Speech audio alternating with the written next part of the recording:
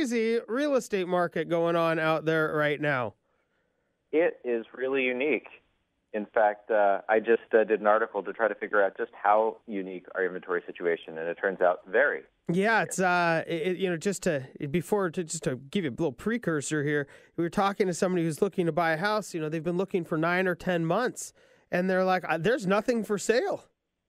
Yeah, I mean, there's not a lot of homes out there. In fact, compared with previous booms, we've had inventory levels that are this low in terms of months of supply.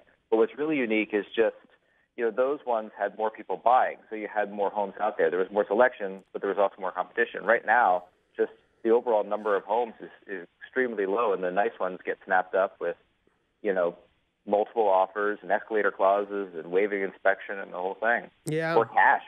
Yeah, it is. It's tough to compete with some of those offers. Talk a little bit about maybe the supply and demand that we're looking at right now. Sure. Right now, what we have is, in King County, it's like 2.3 months of inventory. It would take 2.3 months to sell all the homes we have on the market at the current sales pace. 2 months in Seattle, so even less. Every house on the market. Yeah. If, no other houses got added to the market and, current sales pace, we'd sell every house. That's a bit artificial. Some houses will never sell. But 2 months in Seattle, 2.3, a little more in King County.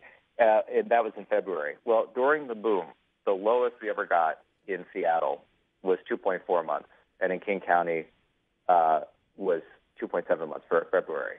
So this is the lowest February on record in terms of inventory. Wow. Now, during the boom, our months of inventory got a little lower in some other months than they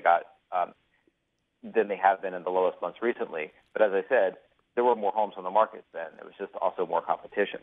Mm-hmm. So I was talking with Glenn Crellin, who's the Associate Director of the Runstad Center for Real Estate Research at the University of Washington. He said that his quote was that the lack of homes we have, he called it absolutely unique. Is it unique? I mean, it's unique. Is it just unique in Seattle? Is it happening in other parts of the country? There are some similar things in other parts of the country too. I mean, I think the market turned around fairly quickly. Seattle, is one of the better.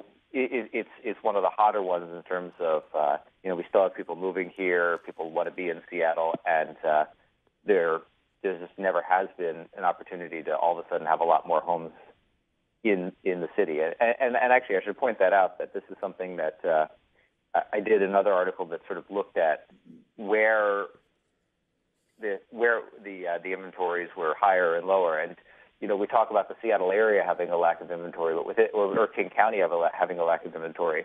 But within the county, you can have a swing of from just over a month in Ballard to more like 4 months in Vashon Island. So it really depends on where you look, and it's particularly bad in some of the desirable close-in neighborhoods in Seattle and near the job centers on the east side. Sure. Now you actually wrote in your article about, the fact that people are just having trouble finding something to buy in most desirable areas. I'm not sure how many people want to live on Vashon Island. Maybe. I don't know. Some people really want to live there, and some people really don't. That's a unique market. Sure, you can probably tell which side of the fence I'm on by my comment. Yeah, during the boom, people would jump on something that would do, and feel confident that even if it wasn't really their dream home, that they could turn around and flip it and sell it again in a year and make a profit, and it would work out. I think people have gotten away from that mindset of homes being a can't-miss investment. Mm-hmm. So they're really much more concerned with finding a home that they really want to live in. And, when those nice homes come on the market, you can face half a dozen other folks who really, really want that home. And they're, as I say, they're writing love letters to the sellers. They're getting pre-inspections, and then there's also the investors out there with cash offers, and then you start to get a little bit of desperation. I mean, if you're a homeowner who's lost out on 4 or 5 homes that you wanted, you get to that 6th one, and you start to get a little more aggressive. Aubrey, and so that's where you get these fears of a bubble again. Aubrey, well, you talk about the fact that people are not thinking that maybe it's a can't-miss investment, but some of the percentages that house prices and condo prices have gone up are pretty astounding. Yeah, we've had these double-digit price increases year over year. That's a little bit inflated by a couple of factors, because if we're looking at median sales prices, that's affected by the mix of homes that sell. So we have fewer home sales of distressed homes that are in foreclosure or under threat of foreclosure, bank-owned homes. We've had fewer of those in recent months than we had in the same months a year earlier, and those homes generally sell at a discount. So that's inflated those year-over-year comparisons. Also, with interest rates being so low, people will often tend to take that savings on the interest and buy a more expensive home. So that can drive up the median sales prices. Mm-hmm. But nonetheless, they are going up.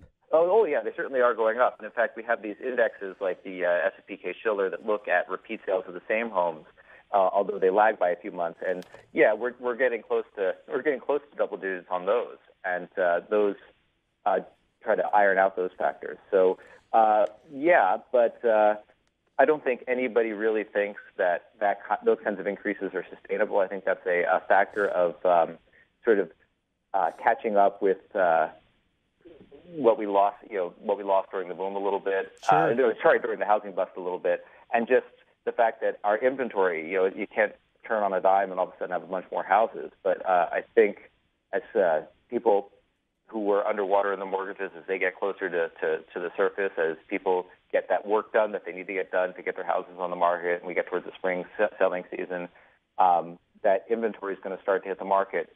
Well, and we should start to see that this month. March is kind of the beginning. It'll be really interesting to see if those homes do come on the market, and that would start to calm down the situation a little bit. Yeah, I tend to think that the most interesting part is to see if people will sell, because at least from what I've seen and heard, and even the way I feel, I still would like to see my house get back to the, peak before I would ever even consider it. And I imagine that unless people are forced to move because of maybe job or, family growth or kids moving out or whatever it may be, it seems that there are probably a lot of people who are still hanging on to those higher numbers that they saw on paper not very long ago. Yeah, you don't want to feel like you were dumb, basically. Yeah, you don't want to leave it on the table. Right, and of course, the thing that people don't necessarily think about is if they're going to sell a home and then buy another home in the same area, if you want to move up to a nicer home, it doesn't really make sense. I mean, because you're going to be selling and buying in the same market. So, if you wait till your home's worth more, well, that home you buy is going to be worth more too.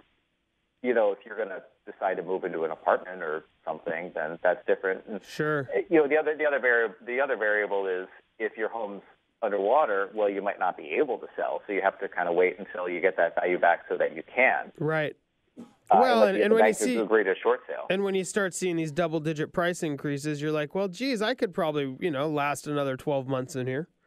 Well, yeah, but as I say, that home you want to buy is going up by those same figures. So, if you're thinking about doing it, the one good thing about waiting is you might have more selection to get that home you want in the next few months. But then again, you're putting your home on the market, you'll have more competition. Sure, and then of course with interest rates on the rise, what you're able to afford certainly changes too. Yeah, I mean that's a huge factor, and it's so funny. I was talking with somebody about this the other day. We've got a generation of young folks now that think that 5% is high for an interest rate, but this is a unique situation, as to lock in at low interest rates, and who knows how long that's going to last. Sure.